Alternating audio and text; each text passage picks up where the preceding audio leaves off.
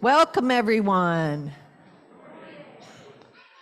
Good morning to those who are gathered here in the sanctuary on Rugby Road and all who are joining us online via Zoom. I'm guessing there's more online today since the time change, but it's nice to see everyone. As we come together for worship, we begin with a musical prelude offered by John Mayhood.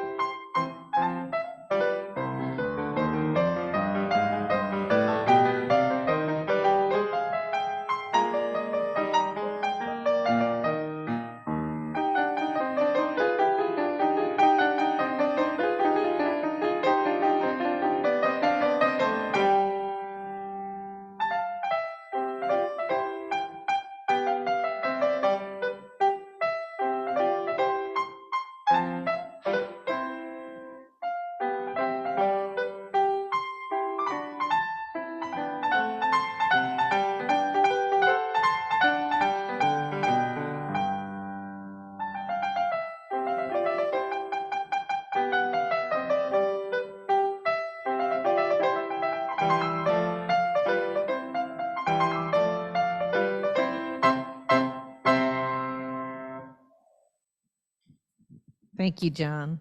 Good morning and welcome to the UU. Thank you. Welcome to the UU congregation of Charlottesville. My name is Mary Beth Wiley and I'm delighted to be serving as your worship weaver.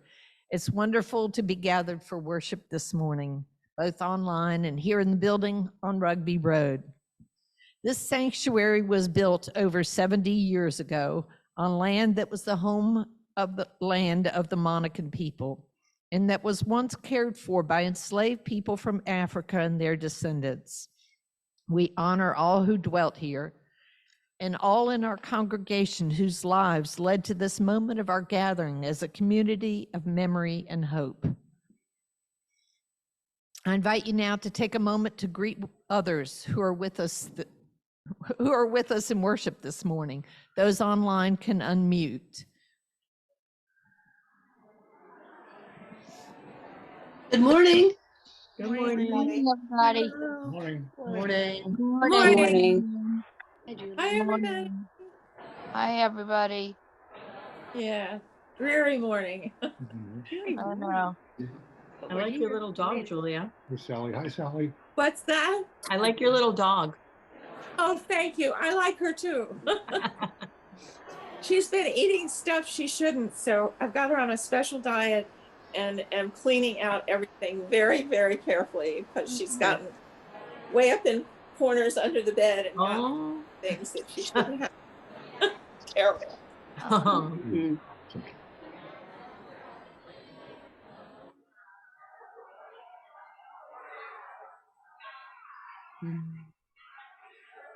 Well, where's the snow? I don't want any.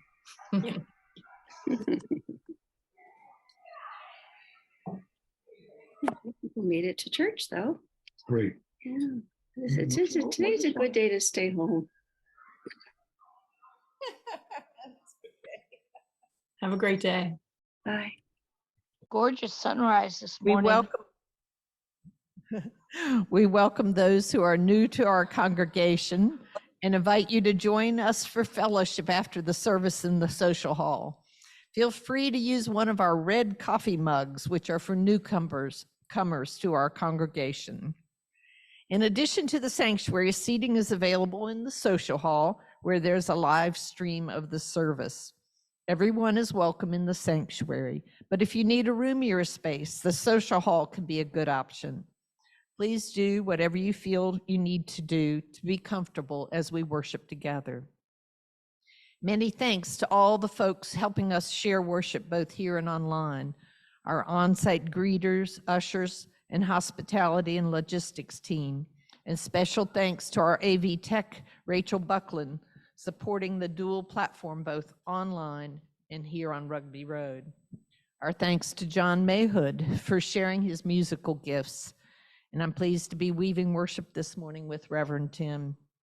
Now here to greet you from your Board of Trustees is Steve Brecker.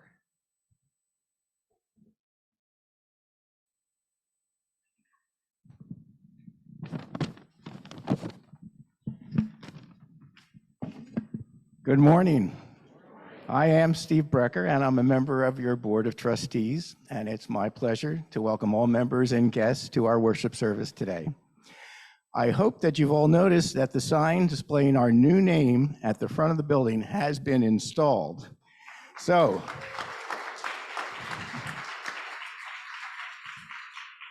that's welcome applause. So the process of now changing our name to Unitarian Universalist Congregation of Charlottesville has been completed. And now can I hear an amen? Please join me in thanking the members of the sign task force who worked on this project, as well as the members of the congregation who donated a total of $5,818 towards the funds needed to complete this work.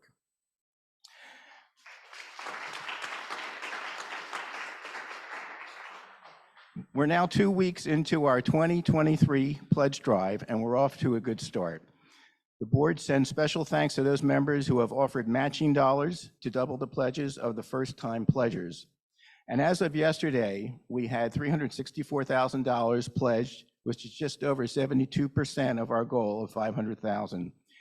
If you haven't pledged yet, you can expect to receive a polite reminder via email, text, or phone call from our team of pledge askers starting this week. The board thanks the congregation for its response to our pledge drive. Now, just imagine how great it will feel to hear our pledge drive co-chair, Haley Owens and Bob Brett, announced at our April 16th pledge celebration party that we have achieved our goal. I will be available during the fellowship session after the service and look forward to chatting with you to hear your thoughts, questions, or ideas about our church's work. Thank you. Thank you, Steve. Here are our announcements this morning. Our congregation's youth are selling attractions coupon books in the social hall to support their upcoming service trip to repair homes in Appalachia through the Appalachian Service Project. The books cost $25. For more information, speak with Margaret Gorman in the social hall. Today, there will be a Narcan training and distribution by Virginia Level of the Albemarle Rescue Squad. She's the chief of the squad, and it will be in the social hall after the service. So I hope people can attend that. Let's see, Steve told you all about the pledge drive, and we're on our way for that. And now Reverend Tim has an announcement. Well, good morning, everyone. So, as you all undoubtedly know and have seen this morning, so we have adjusted our masking policy here at the UU Congregation of Charlottesville. Masks are now optional. I want to just say that we are, Nita just took her mask off. I just wanted to say that the timing isn't a total accident. There's lots of factors that went into this decision.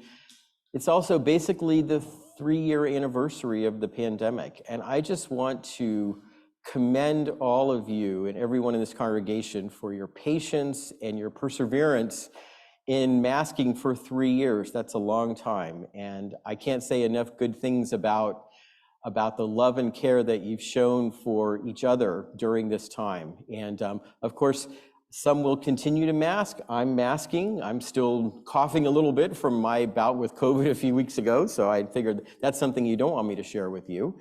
So, and I see some here are and some aren't, and please do whatever you feel you need to do to feel safe, and we will continue to make this journey together. So I just wanted to give everyone here a round of applause, and can we just do that for your wonderful conduct during this time.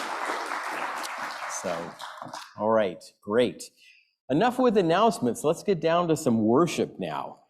So, all right. So today, I am very delighted to share a service with you about one of my spiritual heroes and mentors, Reverend Dr. Howard Thurman.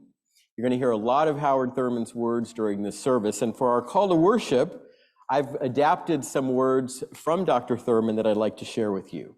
He says, "Give us the courage to live, to really live, and not merely to exist, to live resiliently, ever changing, ever growing, ever adapting. Give us the courage to go on eagerly, joyously, without anger or fear or regret, taking what life gives to us, with heads held high and spirits winged and soaring. Give us the courage to live." Come, let us worship together. As the Leonard family lights the flame of our chalice this morning, please join me in our unison, our chalice lighting words. We gather this hour as people of faith with joys and sorrows, gifts and needs. We light this beacon of hope, sign of our quest for truth and meaning, in celebration of the life we share together. We light this chalice to celebrate Unitarian Universalism. This is the church of the open arms. This is the church of the loving hands. This is the church of the loving hearts. I invite you now to rise in body or spirit for our opening hymn, number 126, "Come Thou Fount of Every Blessing." The lyrics will be on the screen.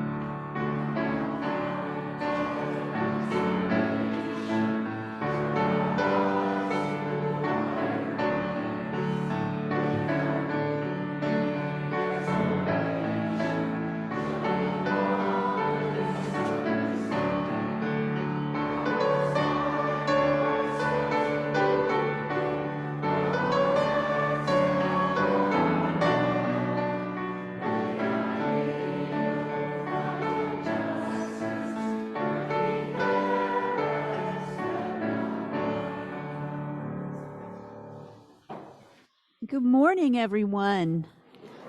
I'm going to invite our young people and the young at heart to come up onto the red rug here for our time together this morning.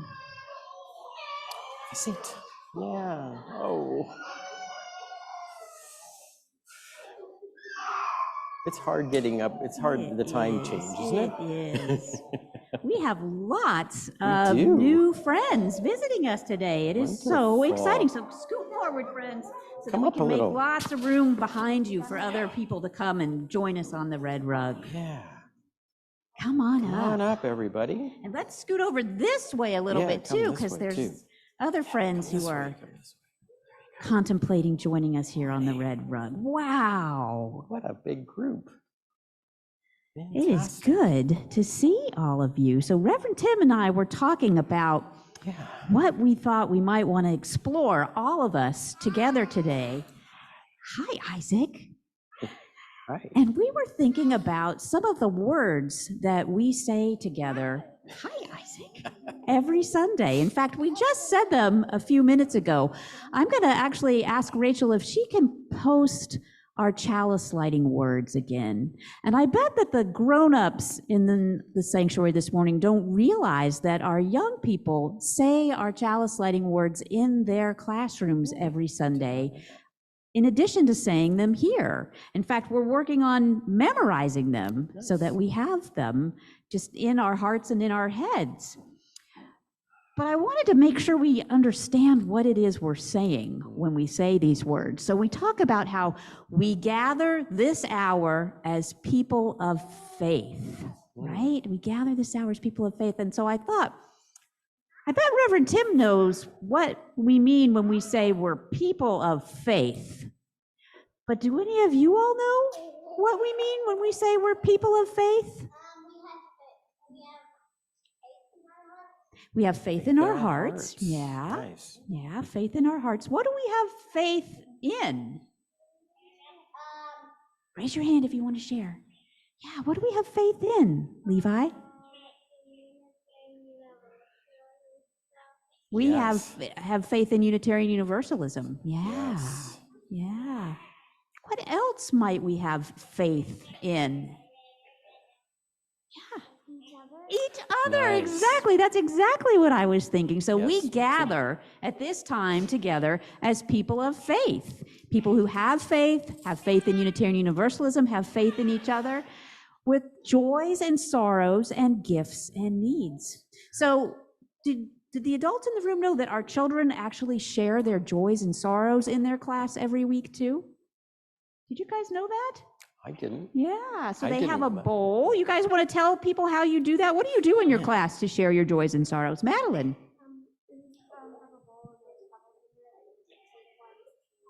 Yeah, so we pass this bowl of pebbles around, as Madeline was saying, and you take one. Everybody takes one, and then the bowl goes back around, and you have the opportunity to put the pebble in and share your joy or your sorrow, or you can pass. So when we share our joys and sorrows with each other, we're practicing sharing in a safe place, but we're also practicing, what are we practicing? Listening, that's right. We're practicing listening to each other. Yeah. And then we light this beacon of hope. Yes. What's our beacon of hope? Yeah, hang on, raise your hand if you want to speak. Louisa. The chalice. Yeah, so that's another name for our chalice, is a beacon of hope. Yes. Yeah, sign of our quest for truth and meaning, because we know we're always searching for what is true and right. And sometimes our ideas about that change. Yeah. In celebration of this life we share together. So we say those words in our classrooms as well as in our sanctuary every week. Yes. But then we also do something else. Yes. And it involves our hands and our hearts and our heads. Yes. And Reverend Tim is going to be speaking about our hands and our hearts and our heads today. But let's do those motions again. So you start with your hand out flat, like the matchbook, and your finger is the match. So Reverend Tim's going to be our demonstrator. Oh, here. no, my gosh. Okay. We light Light this this chalice, and then chalice. you make a chalice with your hand. With your hands. Yes, I'm still learning. And then, what's the next shape we make? What is that? Unitarian. What is that? Is it just your hand, or is it a? It's a U. That's right. To celebrate Unitarian Universalism. This is a church of open minds. So what does that mean? This is a church of open minds. Karina. So at my school, we promised to war. So be respectful, actively open-minded, and responsible. And open-minded means try new things. So Karina says being open-minded means trying new things. Absolutely. Yes. Yeah, careful. Asking questions. Nice. Yeah. What are other ways we're open-minded? Any of the grown-ups? What are other ways we're open-minded? Re-examining, says Anne. Yeah. Nice. Niels, did you have your hand up? What else is open-minded? Telling people what you think. Yeah. So this is a church of open minds. This is a church of Helping hands. helping hands. So what does that mean? You help people. Yeah. people, What else, yes. June? What else does helping hands mean? You help people. Do we just help people? What else? We help the community. What else do we help? Our friends. Yeah. What else do we help? We help ourselves. How about the earth? Yeah, helping the Yeah. environment, helping the Helping the earth. environment, yes. Absolutely, absolutely. And then the last part after we do open minds, helping hands, it's Loving hearts. hearts. Yeah. So what does that mean? What does it mean to be a loving heart? Yeah. Yeah. What does it mean? It means be loving to other people. Being Being loving to other people. Yes. Yeah, which can connect to caring for other people, can connect to having an open mind. Yeah. Well, I think there's a lot of energy in this room that There needs is. to go do something. So that's what we're going to do now. We're going to sing our young people out to their religious education classes. Thank you all so Thank you much so for much. thinking about Yes. our words and what Yes. they mean. And I think Okay. we're ready, John. Thank you. Okay, bye.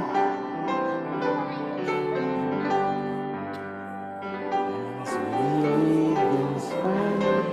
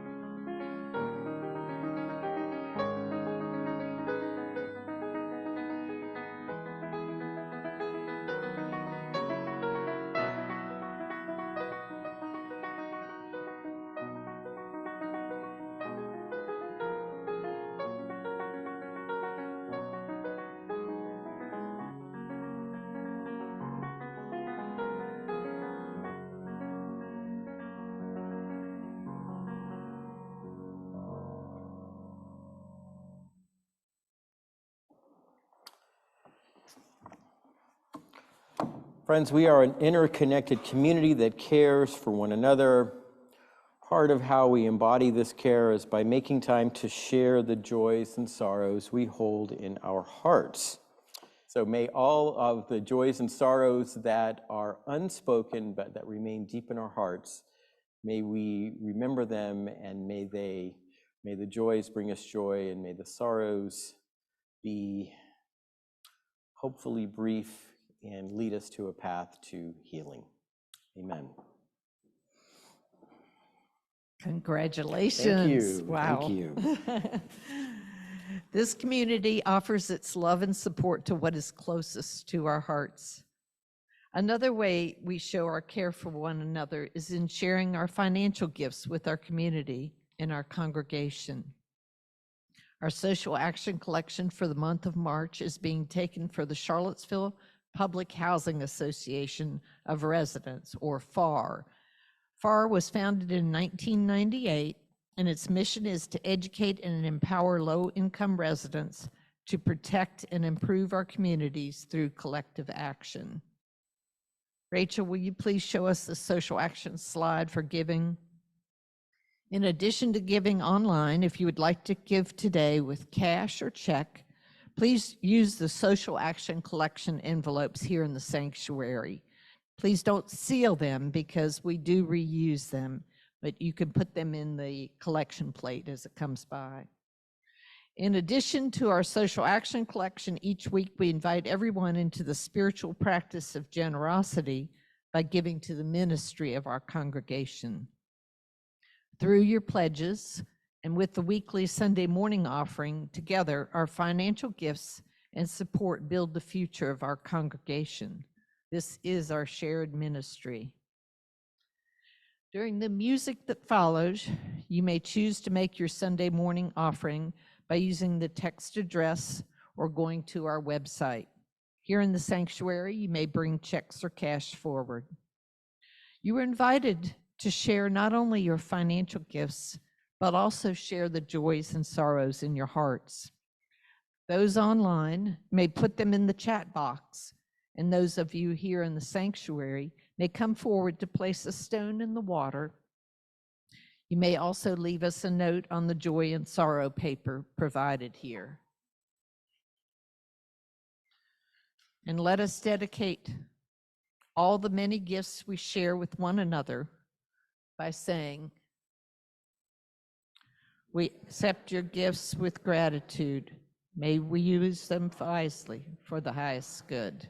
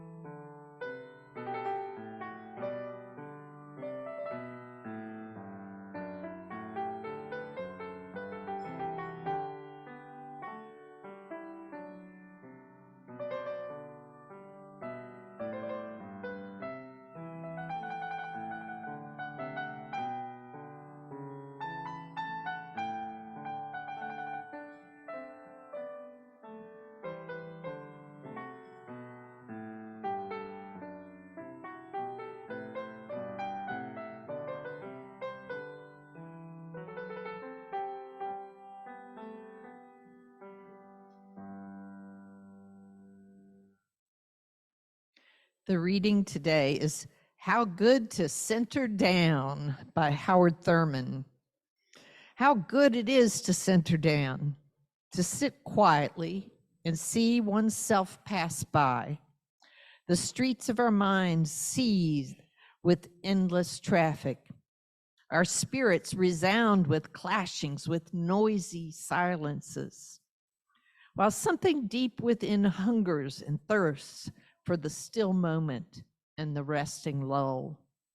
With full intensity we seek, ere the quiet passes, a fresh sense of order in our living, a direction, a strong, sure purpose that will structure our confusion and bring meaning to our chaos. We look at ourselves in this waiting moment, the kinds of people we are. The questions persist. What are we doing with our lives? What are the motives that order our days? What is the end of our doings? Where are we trying to go? Where do we put the emphasis and where are our values focused? For what end do we make sacrifices? Where is my treasure? What do I love most in life and to what am I true? Over and over, the questions beat in upon the waiting moment. As we listen, floating up through all the jangling echoes of our turbulence, there is a sound of another kind, a deeper note which only the stillness of the heart makes clear. It moves directly to the core of our being. Our questions are answered, our spirits refreshed, and we move back into the traffic of our daily round with the peace of the eternal in our step. How good it is to center down.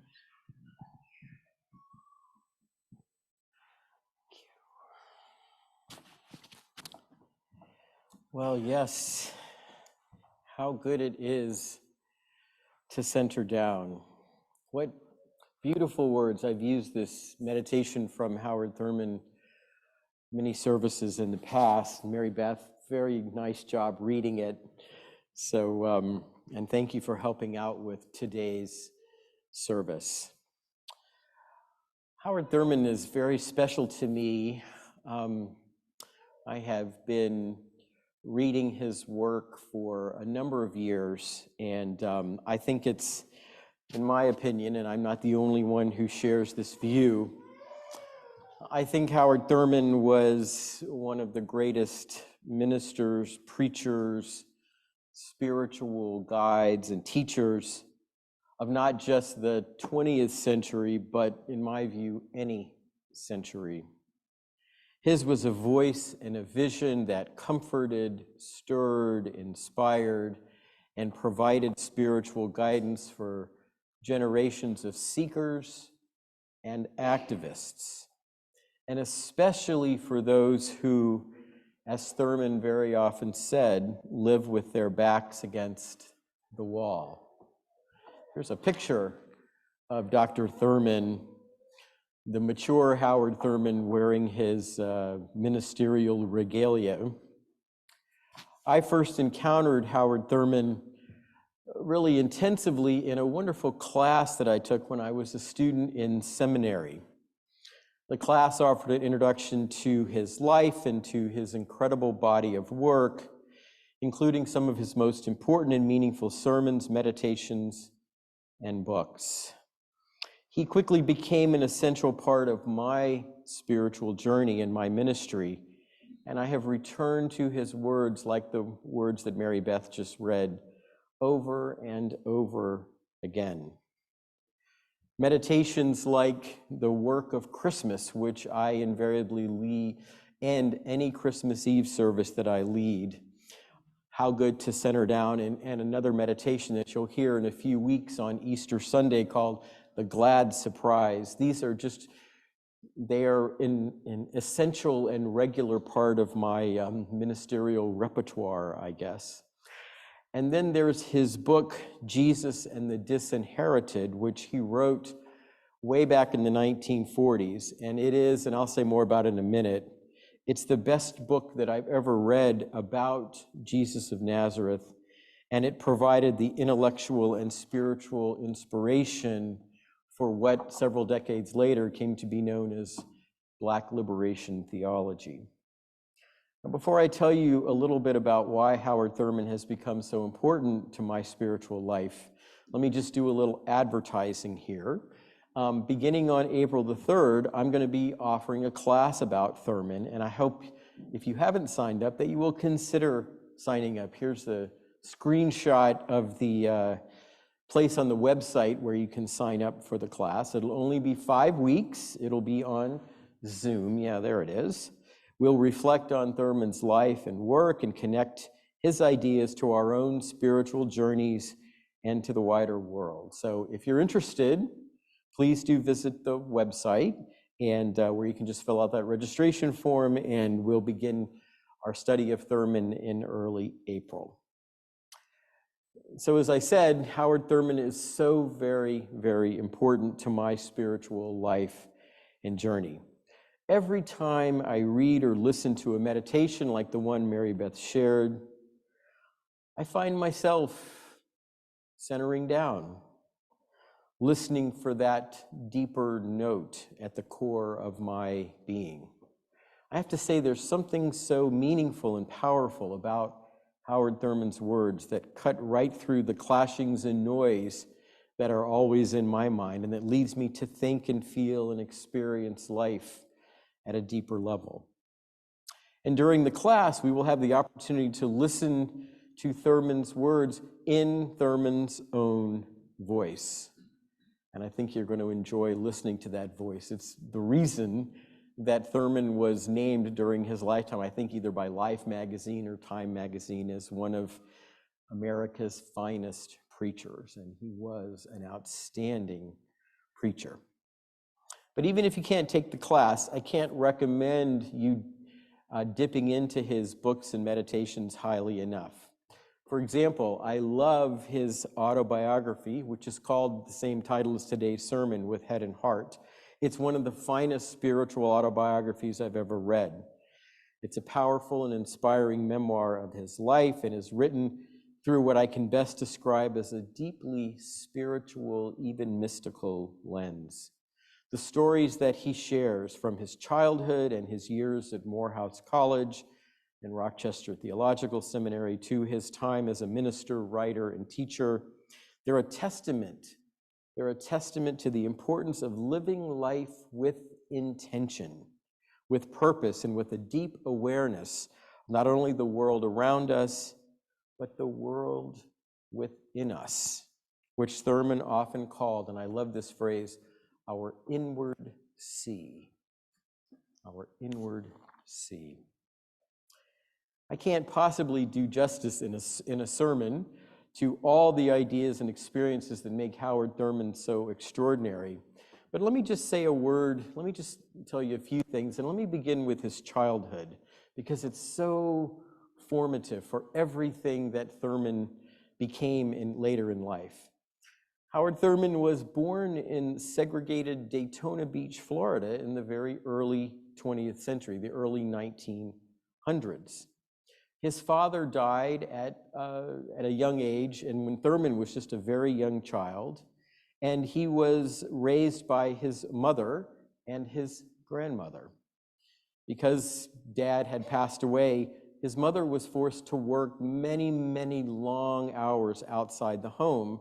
So it was Thurman's grandmother, Grandma Nancy, who was the most important influence in his childhood. I think I have a picture of Grandma Nancy. There she is. That's the only picture of her that we have. Growing up under segregation, young Howard was bombarded every day with reminders that he was a second-class citizen. Couldn't drink at the same water fountains, go to the same schools as white children. He was reminded every day that he wasn't equal, that he was undeserving, that he was less than whole. Well, I can tell you that Grandma Nancy would have none of it. She herself had grown up an enslaved person. And on a regular basis, she would tell her grandchildren the story of a minister, an enslaved minister from her childhood, who would preach as often as he could that Jesus himself was one of them, that he had been an oppressed person, hardly better than a slave himself, that all who were held in slavery were not the degraded, vile beings the slave masters called them and made them feel like, and that each and every one of them was a child of God. Thurman recounts in his autobiography how his whole being would quiver and pulse with raw energy when Grandma Nancy told this story, and how he would be able to return to the world of segregation and oppression, knowing that although his back was against the wall, he was a person of dignity and worth, a person loved and cherished by God and understood and loved by Jesus. And it is this faith that he learned from his grandmother, the faith that all people are children of God and that all people have within them an inward sea of freedom and dignity. It was this faith that forms the heart of Howard Thurman's theological and spiritual vision. And as Grandma Nancy taught young Howard over and over again, every person means every person, including and especially those who are treated as less than and who live with their backs against a wall. Now, I keep using this phrase, backs against the wall, because Howard Thurman returned to it time and time again. Of course, his teaching and preaching and writing are directed to all of the human family, but he was especially concerned to help and to speak to those who are marginalized and oppressed, and to help them find the strength and courage for the journey. Strength and courage that flowed from their inward sea, from their inherent worth and dignity. And that brings me now to that little book that I mentioned earlier, what I think is Thurman's greatest and most influential work, Jesus and the Disinherited. Even if we're going to read this book in the class, but even if you're not taking the class, get a copy of it. This is thick. It's like 100 pages. It is really, really thin. But in that book, Thurman paints a portrait of Jesus that, in my opinion, and in the opinion of many, is more historically grounded, theologically rich, and spiritually meaningful than anything else that's ever been written about Jesus of Nazareth. And what Thurman argues, building on what he heard from Grandma Nancy, what he argues in that book is that in order to understand Jesus, who he was, how he lived, and what he taught, it is essential to begin by remembering that he himself was an oppressed person, and that his teaching and ministry were directed first and foremost to a community of people whose backs were against a wall. As Thurman points out, more often than not, Jesus, that's not the Jesus that we hear about. And I talked some about this last week, and I might go off again, so warning ahead. So the Jesus that is so often preached, that one hears so often, especially among Christians who are privileged, that Jesus, I think, has often been domesticated. The message has been watered down. And a view of Jesus is propagated that, as Thurman, I think, said so well, that treats Jesus as a religious object to be worshiped and believed in, rather, and I love this way Thurman puts this, rather than as a religious subject whose life and ministry offer a vision, a challenge, and an invitation to how human beings can ought and are supposed to live. And what Jesus' life teaches us is that a God of love is at the heart of existence, and that a powerful, all-embracing love offers itself to everyone, and especially, again, to those who live their lives with their backs against the wall. Jesus himself was an oppressed person. He was part of a community of people who were living under the thumb of an empire and under the thumb of a corrupt collaborationist king, King Herod. Jesus lived with his back against the wall, and his ministry was about, how do you find hope? How do you carry on? How do you live with courage and authenticity in circumstances like that? That's what Jesus was about. And that's the Jesus that Howard Thurman talks about so beautifully in that book.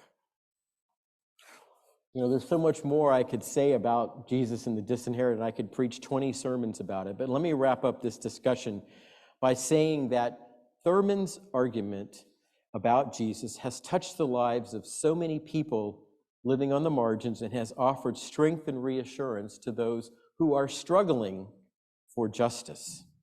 I mentioned earlier that it is considered the foundational text of what came to be known as liberation theology, and you may not be aware that rumors are that this is the one book that Martin Luther King Jr. carried in his briefcase everywhere he went. Let me now say a word about Howard Thurman and Dr. King.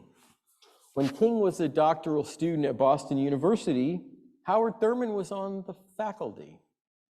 He was a professor and also the dean of the chapel at BU, meaning he was kind of like the minister of the university. Now, it isn't clear that Dr. King ever took a class from Thurman, but there can be no doubt that Thurman's ideas had a profound influence on him. Howard Thurman was not really a social activist. He didn't organize protests or marches, but he is often cited and credited with providing the spiritual, and one might even say the mystical foundation for the civil rights movement. Through his preaching and writing, Thurman connected activists with their inward seas and with the spiritual resources they needed to engage in the struggle. In fact, before important social protests, before important nonviolent campaigns, the movement would often ask, even require activists to engage in a process of what was called self-purification, to prepare themselves for confronting unjust power. That process included practices like prayer and silence, meditation, self-reflection. And I believe that this emphasis on spiritual preparation and purification was a result of Howard Thurman's influence. And it is a helpful reminder of the essential connection that Thurman reminds us of so beautifully, the essential connection between spiritual practice, connecting with our inward sea, and the work of social justice. And now, speaking of the work of social justice and activism, let me take a moment now to invite and encourage you to be part of the upcoming Nehemiah Action, which is being held by the organization Impact, of which this congregation is a founding and very active member. This action will take place on Tuesday, March the 21st from 6:30 to 8 at the MLK Center for the Performing Arts. Impact is working on vitally important issues and has developed a wonderful and very actionable agenda in the areas of transportation, childcare, and affordable housing. And as the civil rights movement and so many other movements for justice have taught us, power must be confronted and held accountable. And that is precisely what Impact and the Nehemiah Action seek to achieve. So I hope to see many of you there on the 21st, and be sure to talk to Kelsey and Haley. There's Kelsey and Haley, wave. There they are. They'll be in the social hall. They'll be at a table that you can RSVP. They'll give you information. They have tickets. So make sure you say hello to them, and make sure you talk to them about this really, really important action. I understand that in past years before COVID, we've turned out 100, 150 people at the Nehemiah Action. So it would be wonderful if we could approach or duplicate or exceed those numbers again. Howard Thurman's understanding of Jesus and his views about the connection between spirituality and social activism are only two things of the many ideas that we're going to talk about and experience from his life in the class. We'll spend talking about Thurman's reverence for nature. There's a beautiful story he writes about, and we'll talk about it, where in his childhood there was this huge oak tree. There's actually a picture of it, but I didn't put that on the screen today. When he was a boy and he would come home and feel kind of sad about, all the difficulties of life, he would go out, sit up against that tree, look up at the stars, and talk to it. So Howard Thurman talked to trees as a child. And that tree listened. It was his friend.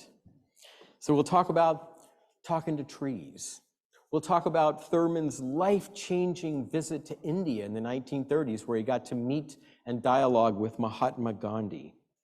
We'll talk about his amazing ministry at the first intentionally founded interracial congregation in the United States, the Church for the Fellowship of All Peoples in San Francisco. He was the first minister of that congregation. So there's so much rich material here. I hope you all will either take the class or at least engage with Howard Thurman. Engaging with him is a life-changing experience. So let me just conclude this morning by encouraging all of you to take time to cultivate and to listen to your inward center. If life is pushing you up against a wall or somehow telling you that you are less than the precious person you are, listen to the voices of Grandma Nancy and Howard Thurman. You are a person of dignity and worth, and there is nothing in this world that will ever change that. And if you are a person of privilege, as I am, someone who has been gifted with many blessings and advantages, find ways to tear down those walls and to build the beloved community. As Howard Thurman so clearly understood, that is what Jesus of Nazareth was calling us to do. That's what Dr. King was calling us to do. And that is most certainly what Howard Thurman and Grandma Nancy are calling us to do. Thank you so much for listening this morning. Thank you for letting me tell you about Howard Thurman. Amen, and blessed be. So I now invite you to rise in body or spirit. We're going to enjoy a video and the words will be on the screen. This is hymn number 108, if you want to follow along in the gray hymnal. My life flows on in endless song. So please rise.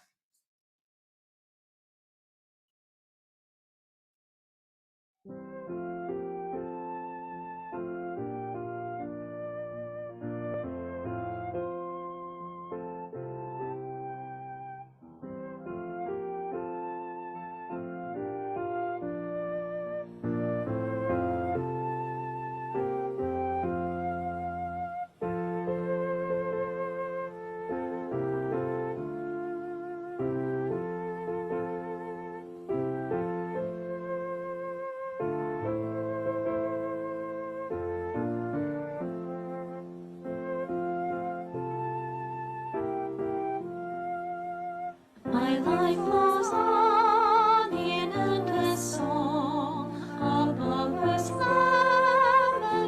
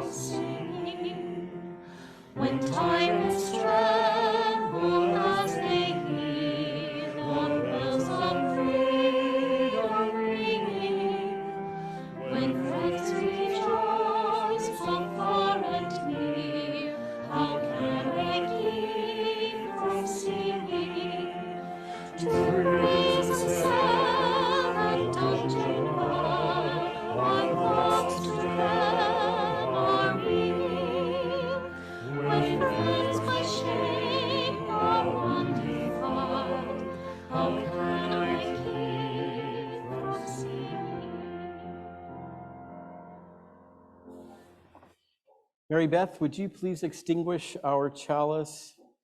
And friends, I'd like to leave you, not a big surprise, with some more words from Howard Thurman.